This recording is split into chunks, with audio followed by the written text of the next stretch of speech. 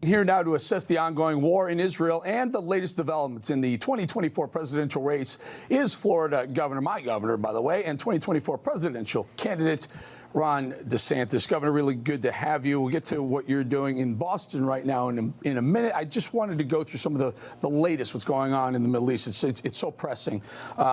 Kirby came to the microphone, to the briefing room today, was asked a lot of questions. One of the things he was asked was, are we, the United States, getting involved in the timeline for whether or not Israel attacks on the ground Gaza? And he said, no, we're not. We're not in the business of doing that.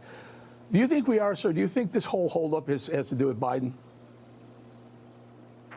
I do. I think behind the scenes, I think they're putting a lot of pressure on Israel to not do what they need to do to eliminate Hamas. And I think part of that is just the Democratic Party. You know, you see the fissures with their left wing really siding more against Israel now. And that wasn't necessarily the case as much 20, 30 years ago. It used to be a pretty uniform thing for both parties. But I think their party's really struggling with it. So I think publicly saying Israel can defend itself, but I think privately they are trying to hold it up. And, you know, the problem with that, Eric, is when you have somebody on your border that wants to massacre your citizens, end your country, and drive all the Jews into the sea, you can't just do a glancing blow, because then they're going to recover and then they're going to do it again. You've really got to just eliminate the problem. And that doesn't require the United States to have like our troops involved. Israel's got a military. They're strong. They'll be able to do it. But it does require that we step up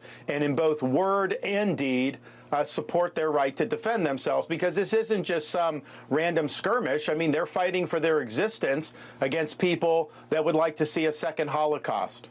So there's a lot of debate on whether we should be how we should support Israel. And again, the risk here, it's literally a third world war risk. I mean, we can't say that any softer, any nicer, because if, you know, Israel wipes out Hamas and Hezbollah decides to get involved and Iran says, hey, not so fast with Hezbollah, that's our military arm, they get involved, then we get involved.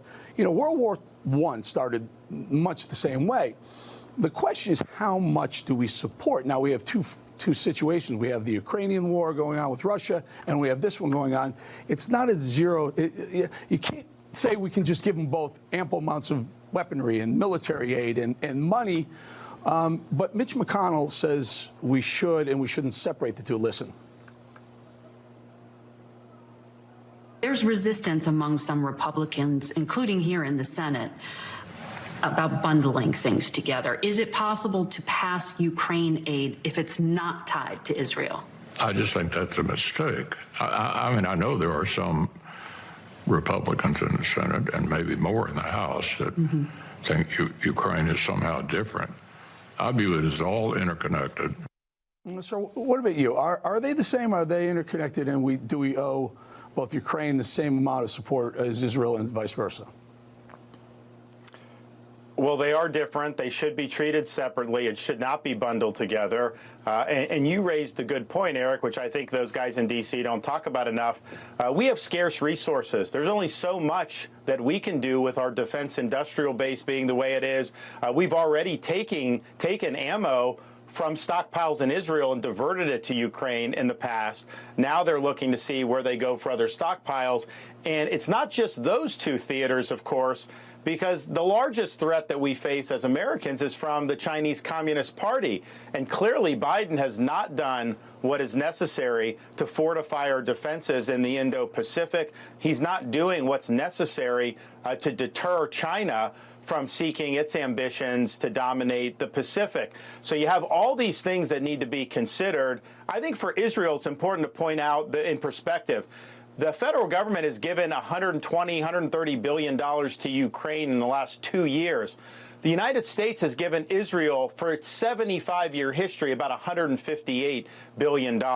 So what they've done with Ukraine is so much more over and above anything that's ever approached with Israel. I don't think in Israel, I think we just need to be supportive of them publicly. I think privately we want to say, do what you got to do. Yes, whatever ongoing military support we have with Iron Dome and all that, we should continue that.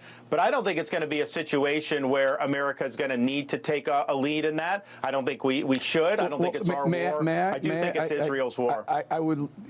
Let me ask you. So Hezbollah in the north, Lebanon, decides to get involved because they see damage being done to Hamas or wiping out Hamas. Is there a moment where the United States says, yes, we're entering this theater on a more kinetic level?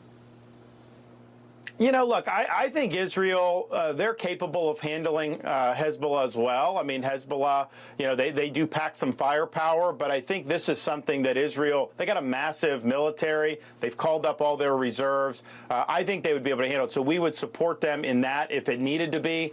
But I don't anticipate it would be something that would draw the United States in. I think that we have to be careful about getting enmeshed in a war in the Middle East, partially because China is really going to take advantage of this situation, and you just find yourself $33 trillion in debt as it is, a very weakened defense industrial base, of course, a president that's not leading on anything, and that is an invitation for Chinese aggression. So I do agree. We got to be careful about how that plays out, but I do think Israel is capable of defending itself the way it needs to in this situation without needlessly provoking some type of wider war. Some were cheering what happened to the Israelis on that attack. You suggested pulling these student visas for those who are cheering it right here in the United States. Kirby was asked about it in the briefing room today. He said, we're not going to comment on everything a Republican says. And there are others that push back on that idea. Your thoughts on that, sir? So, Eric, you do not have a right. A foreigner does not have a right to be here. They're here at the grace of the American people. If they're on a student visa, that is absolutely revocable based on government policy. And so what I would say is, if you're a foreign national on a student visa, if you're out demonstrating in favor of Hamas and terrorist attacks against innocent people in Israel, I would yank the visa. I would send you home. We only have so many spots at these universities as it is. I think that we need to do more American students to begin with. Nevertheless, we have every right to do it. And if you look at what's happened in Europe, they've imported a lot of people, and now it's really changed the underlying dynamics of those societies. You have massive pro-Hamas demonstrations, massive anti-Semitism all over. I don't want that here in the United States. So, yes, we will be very forceful. We'll send people back because we just need to nip this in the bud. I've seen a lot of stuff people take to the streets, things I disagree with. That's fine. But to support openly a terrorist organization like that, I think that's a new low for a lot of these universities. Let's take it very quickly to the next level. Ilhan Omar, Rashida Tlaib, AOC have also supported these same people. What should be done with them? Well, look, I think Congress has talked about disciplining them when they just go so overboard on some of that.